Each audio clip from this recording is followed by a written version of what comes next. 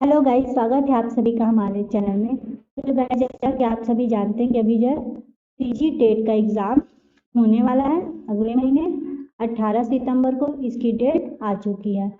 और मैंने आपको बताया था कि जो एग्ज़ाम है वो 2 पाली में होगा। पहली पाली जो 1 से कक्षा 5वीं तक के बच्चों के अध्यापन कार्य के लिए, और दूसरी जो है 6वीं से 8वीं कक्षा तक के अध्यापक बनने के लिए। इसका फुल डिटेल्स आप देख सकते हैं कि इसका समय क्या है, फॉर्म भरने की अंतिम तिथि क्या है, सिलेबस क्या है, मैंने आपको अपनी वीडियो में बताया है। वीडियो का लिंक मैं डिस्क्रिप्शन बॉक्स में डाल दूंगी। तो गाइस, आप सभी जानते हैं कि बाल विकास एवं शिक्षा शास्त्र जो है इसमें एक टॉपिक है सिलेबस का, जिसमें आपको 30 नंबर जो पूरे मिलेंगे। ये 30 नंबर का टॉपिक है, बहुत ही इंपॉर्टेंट टॉपिक है, आप सभी इसे अच्छे से पढ़ें। तो गाइस, मैं आपको एक और नोटिस देना चाहूँगी कि अगर आप टेट एग्ज़ाम के लिए टेस्ट सीरीज लेना चाहते हैं, टेस्ट सीरीज अगर आप दिलाना चाहते हैं जिससे आपकी तैयारी जो है वो मजबूत हो सके, तो आप हमारा सीरीज परचेस कर सकते हैं। इस टेस्ट सीरीज में आपको वो सारे क्वेश्चन मिलेंगे जिससे आपकी तैयारी जो है और भी ज़्यादा बेहतर हो पाएगी। बात करें इसके प्राइस की, तो मात्र 149 रुपीज़ का ये टेस्ट सीरीज है, जिसमें आपको ऑनलाइन तरीके से टेस्ट देना है। और आपको इसमें 2 तरीका दिया जाएगा। पहला, आपको लिंक प्रोवाइड कराया जाएगा जिसके जरिए आप टेस्ट दिलाएंगे, इसमें आपको उसका उत्तर जो है तुरंत पता चल जाएगा और आपको आपकी रैंक भी पता चल जाएगी। दूसरा जो तरीका है, आपको इसमें हम पीडीएफ प्रोवाइड कराएंगे प्लस ओएमआर शीट देंगे। आप पीडीएफ और ओएमआर शीट को प्रिंट करा के आप वहाँ पे ओएमआर शीट को भर के हमें व्हाट्सअप कर सकते हैं, जिसे हम ओएमआर शीट को चेक करके आपको आपका स्कोर बता देंगे। तो गाइस, ये दोनों ही तरीके आपको दिए जाएंगे मात्र 149 रुपीज़ में, और इसके साथ ही आपको इस टेस्ट का फुल डिटेल्स भी मिल जाएगा। तो गाइस, अगर आप इसे परचेस करना चाहते हैं तो नीचे दिए गए लिंक पे आप क्लिक करके रजिस्ट्रेशन कर सकते हैं। रजिस्ट्रेशन जो है वो चालू हो चुका है। और अगर आपको और कोई जानकारी चाहिए तो आप हमारे मोबाइल नंबर 8305843617 पे कांटेक्ट करके जानकारी ले सकते हैं। ठीक है गाइस, तो चलिए आज का क्वेश्चन जो है स्टार्ट करते हैं। देखिए, शिक्षा की समकालीन नीतियों के अनुसार दिव्यांग बच्चों की शिक्षा के लिए कौन सा मॉडल सुझाया गया है। देखिए, यहाँ पे बोल रहे हैं दिव्यांग बच्चों की बात कर रहा है। तो देखिए, दिव्यांग बच्चों के लिए कह रहा है कि अगर आप स्पेशल चाइल्ड को पढ़ाते हैं तो उनको आप पढ़ाने के लिए कौन सा मॉडल यूज करेंगे, मतलब कौन सा तरीका जो है वो यूज करेंगे आप।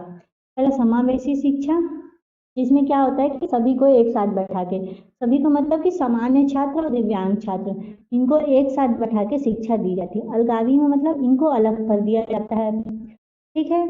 और केवल व्यावसायिक शिक्षा दी जाती है। और चौथा जो सम्मिलित एकीकृत शिक्षा, इन सभी को एक जगह इकट्ठा करके आप शिक्षा देंगे।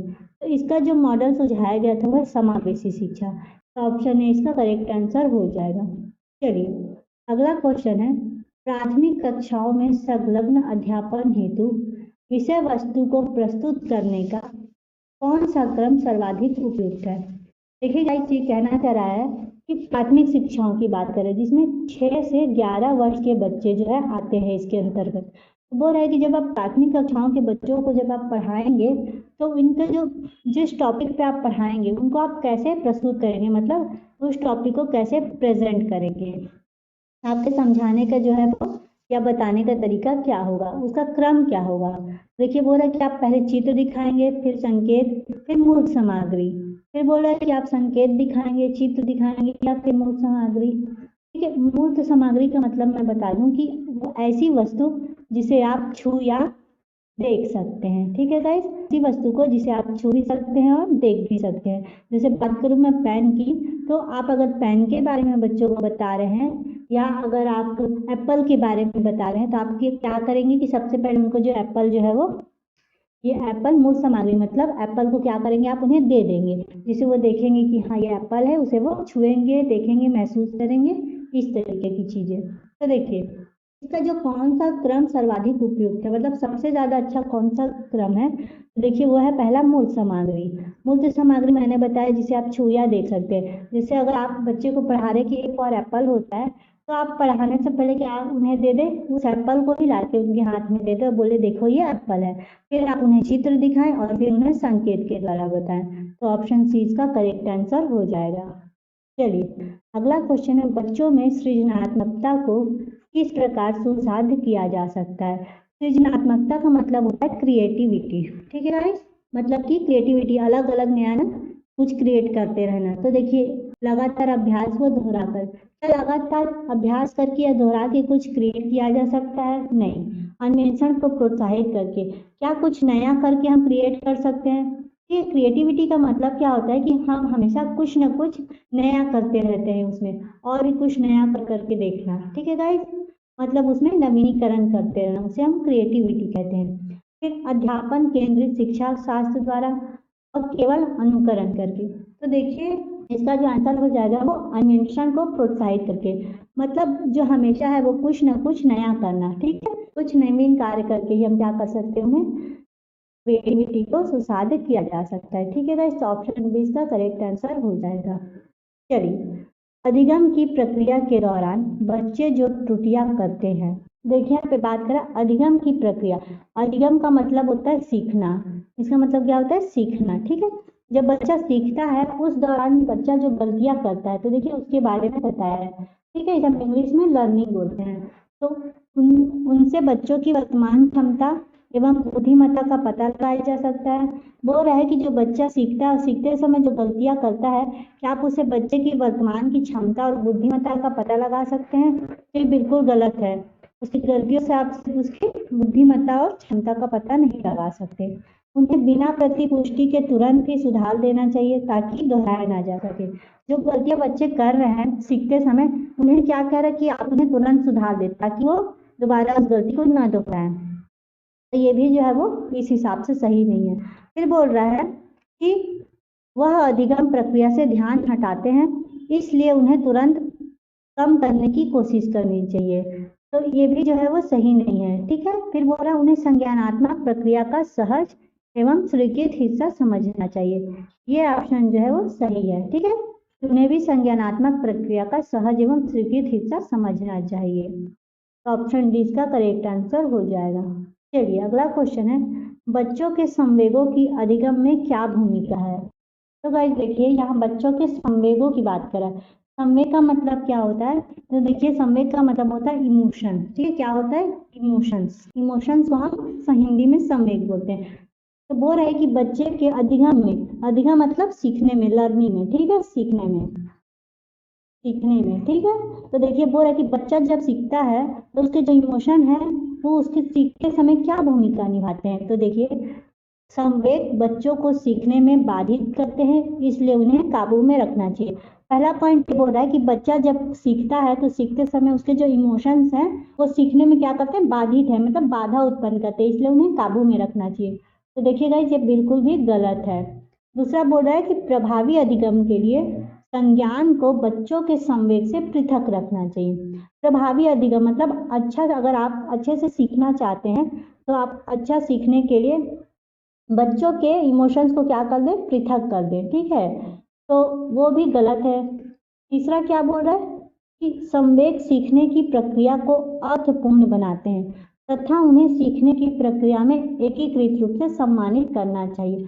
बोल रहा है कि जो संवेग है, संवेग मतलब इमोशंस, बच्चा जब सीखता है तो उसके जो इमोशंस हैं वो सीखते समय उस प्रक्रिया को, उस क्रिया को क्या बनाते हैं, अर्थपूर्ण बनाते हैं तथा उन्हें सीखने की प्रक्रिया में एकीकृत रूप से सम्मानित करना चाहिए। बोल रहा है कि उन्हें सीखने की प्रक्रिया में एकीकृत रूप से सम्मानित करना चाहिए। चौथा क्या बोला, संवेग सीखने की प्रक्रिया में गड़बड़ी करते हैं। बोल रहे कि सीखते समय जो इमोशंस होता है वो सीखने में क्या करता है, गड़बड़ी उत्पन्न करता है, जो कि ये गलत है।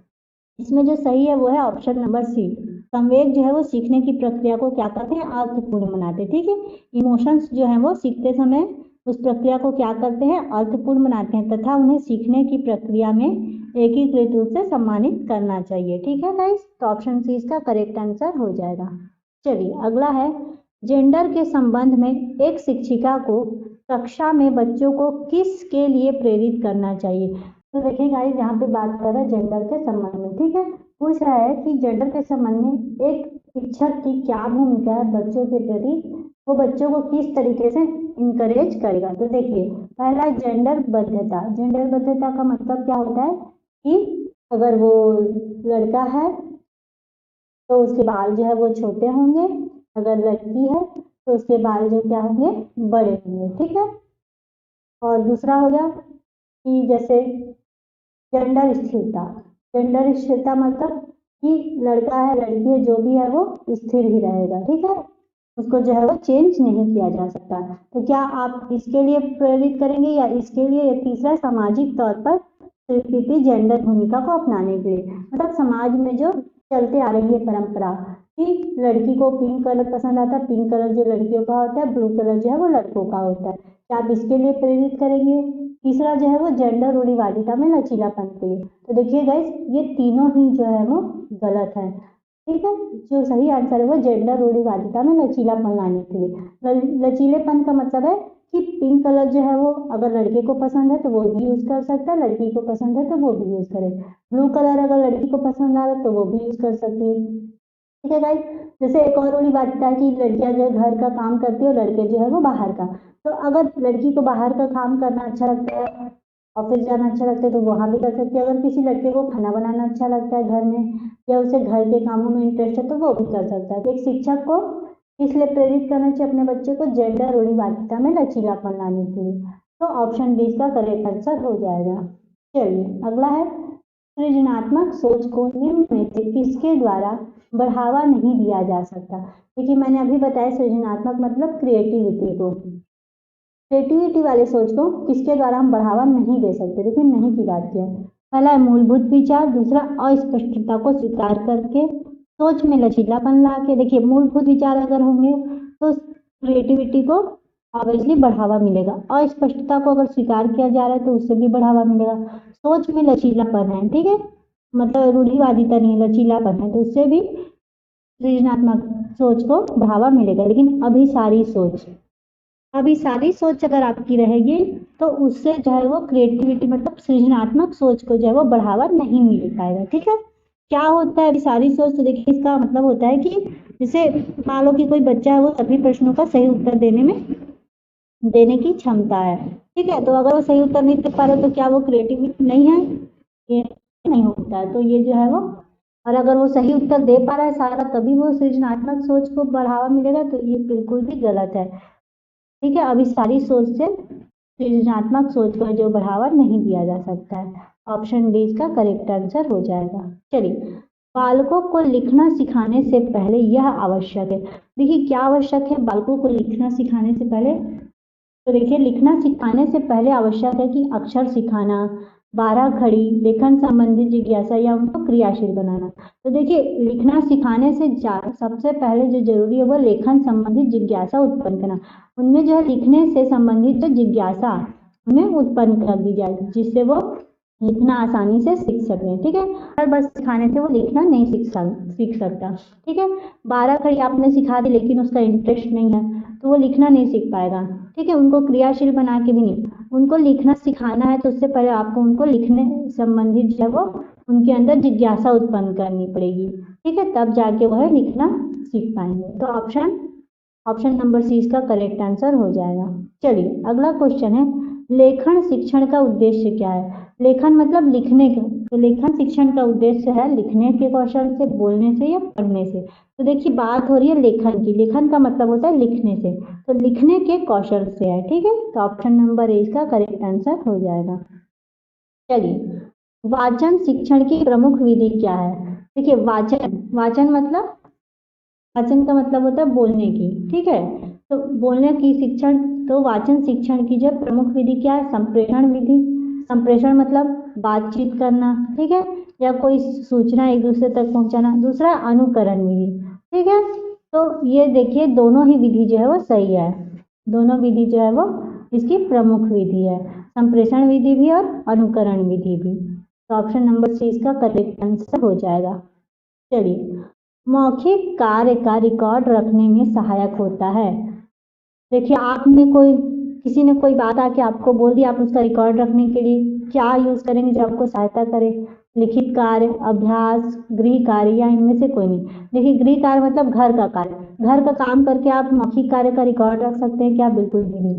अभ्यास का कार्य, अभ्यास करके आप किसी मौखिक कार्य का रिकॉर्ड रख सकते हैं? तो वो भी नहीं है। लिखित कार्य, मौखिक कार्य का रिकॉर्ड करने के लिए जो सहायक है वो लिखित कार्य, ठीक है। आप क्या करें, उसको लिख लें, तो वो आपको क्या है, रिकॉर्ड रखने में आसानी होगी। लिखा हुआ चीज जो वो रिकॉर्ड के रूप में रहता है। तो ऑप्शन नंबर ए इसका करेक्ट आंसर हो जाएगा। चलिए, हिंदी लेखन में प्रमुख पक्ष है, कौन सा पक्ष है जो हिंदी लेखन के लिए प्रमुख है? तो देखिए, सुलेख, पाठ्य वस्तु, भाषा संबंधी।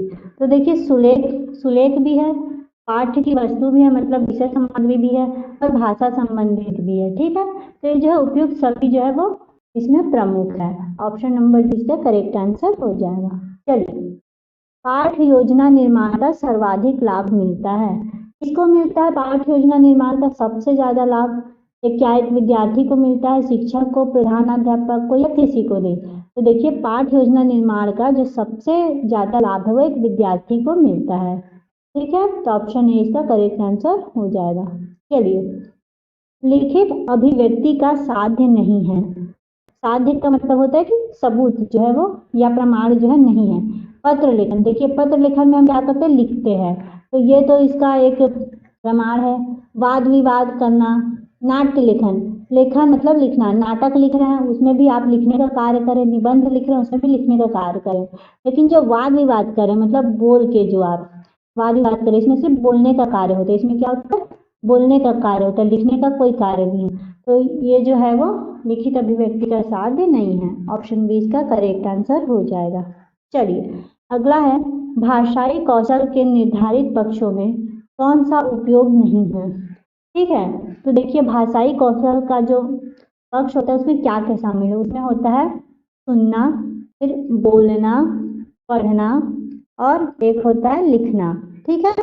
तो ये सभी जो है चारों इसका जो है इसका उपयोग होता है। सबसे पहले व्यक्ति सुनता है, फिर उसके बाद वो बोलना सीखता है, फिर वो पढ़ना सीखता है, और सबसे लास्ट में वो लिखना सीखता है। तो देखिए, ये चारों जो है वो बहुत इंपॉर्टेंट है, याद रखिएगा। तो इसमें कौन सा जो है वो उपयोग नहीं है? तो देखिए, सुनना तो है ही, देखना, देखिए देखना जो है वो इसमें इसके अंतर्गत नहीं आता है, ठीक है। इसमें आता है सुनना, बोलना, पढ़ना और लिखना। तो देखना है वो इसके अंतर्गत उपयोग में नहीं आता है। ऑप्शन बी इसका करेक्ट आंसर हो जाएगा। चलिए, हॉवर्ड गार्डनर के अनुसार अंतः व्यक्तित्व बुद्धिमत्ता वाले व्यक्ति की क्या विशेषता है? देखिए, हॉवर्ड गार्डनर के अनुसार पूछा है, तो क्या विशेषता है इसकी? तो देखिए, सामाजिक स्थितियों में भली भांति निपटने की क्षमता, मतलब समाज की जो स्थिति है, कोई भी स्थिति उसमें भली भांति वो निपटने की क्षमता, आसानी से निकलने की क्षमता रखता हो। दूसरे की भाषा के अर्थ व लय को समझने की क्षमता रखता हो, मतलब दूसरा व्यक्ति की जो भाषा है उसका अर्थ क्या है, उसका लय क्या, उसको समझने की क्षमता है उसके अंदर। तीसरा, स्वयं की जटिल भावनाओं, शक्तियों और कमजोरियों का ज्ञान हो, मतलब खुद के अंदर की जो भावनाएं हैं, जो उसके पास जो ताकत है और जो उसकी कमजोरियां हैं, मतलब क्या उसकी ताकत है, स्ट्रेंथ, और क्या उसकी वीकनेस है, उसका उसको ज्ञान है। सौंदर्य एवं सौंदर्य बोध की सराहना, तो देखिए इनके अनुसार अंतः व्यक्तित्व बुद्धिमत्ता वाले व्यक्ति की जो विशेषता है वो है स्वयं की जटिल भावनाओं, शक्तियों और कमजोरियों का ज्ञान। उसको खुद की अपनी भावनाओं का, अपने अंदर की स्ट्रेंथ और अपने अंदर की वीकनेस का जो है वो ज्ञान होना चाहिए। तो ऑप्शन नंबर सी इसका करेक्ट आंसर हो जाएगा। चलिए, अगला क्वेश्चन है, हस्तलिपि का खराब होना अधूरी पढ़ाई की निशानी है, किसने कहा था? देखिए, किसने कहा था कि हस्तलिपि का खराब होना अधूरी पढ़ाई की निशानी है? तो कहा था महात्मा गांधी ने, ठीक है गाइस। ऑप्शन नंबर 20 का करेक्ट आंसर हो जाएगा। चलिए, व्यक्ति का कुसमायोजन प्रकट करता है, क्या प्रकट करता है कुसमायोजन? मतलब वो झगड़ालू प्रवृत्तियों से, पलायनवादी प्रवृत्तियों से, मतलब पहला तो है कि वो झगड़ालू प्रवृत्ति का सबसे लड़ाई झगड़ा करता है। दूसरा, पलायनवादी है मतलब भाग जाता है। तीसरा, आक्रमणकारी, मतलब किसी को भी वो कभी भी अटैक कर सकता है। उपयुक्त में से सभी। तो देखिए, जो कुसमायोजन प्रकट होता है वो है सभी, झगड़ालू प्रवृत्ति का व्यक्ति भी हो सकता है, पलायनवादी भी, और आक्रमणकारी भी, मतलब किसी को भी वो कभी भी अटैक कर सकता है। तो ये सभी है, ठीक है। ऑप्शन नंबर 20 का करेक्ट आंसर हो जाएगा। चलिए, किशोरों में द्वंद्व उभरने का मुख्य कारण है। क्या है किशोरों में द्वंद्व उभरने का मुख्य कारण? तो देखिए किशोरों में द्वंद्व उभरने का जो मुख्य कारण है वो है अवसरों की प्रतिकूलता। ठीक है, तो ऑप्शन नंबर बी इसका करेक्ट आंसर हो जाएगा। चलिए अगला क्वेश्चन है, व्यक्ति के मानसिक तनाव को कम करने की प्रत्यक्ष विधि है। आपसे पूछ रहा है कि कोई व्यक्ति है वो बहुत ज्यादा मानसिक तनाव में, आप उसके मानसिक तनाव को कम करने के लिए प्रत्यक्ष विधि, कौन सी प्रत्यक्ष विधि अपनाएंगे?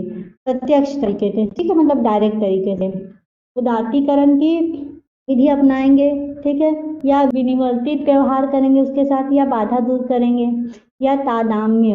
ठीक है, तो जो प्रत्यक्ष विधि मतलब डायरेक्ट तरीके से, अगर कोई व्यक्ति मानसिक तनाव में है तो क्या करो, जिस वजह से वो तनाव में है ना, जो कारण है उस कारण को ही आप क्या कर दो, दूर कर दो, तो बाधा को दूर करना, ऑप्शन नंबर सी। ठीक है, जो भी उसकी बाधा या जो भी उसके मानसिक तनाव का कारण है उस कारण को ही क्या कर दो, आप दूर कर दो।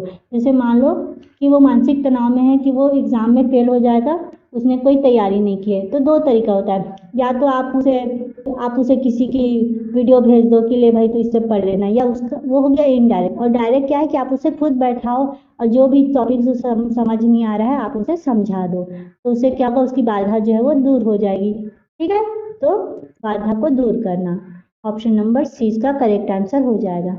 तो गाइस हमारा ये वीडियो यहीं तक था। आपको हमारा वीडियो कैसा लगता है हमें कमेंट्स करके जरूर बताएं।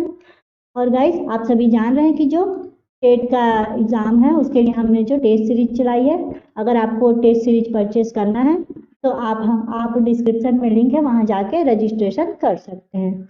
तो गाइस मिलेंगे अगले वीडियो के साथ, तब तक के लिए take care and keep learning.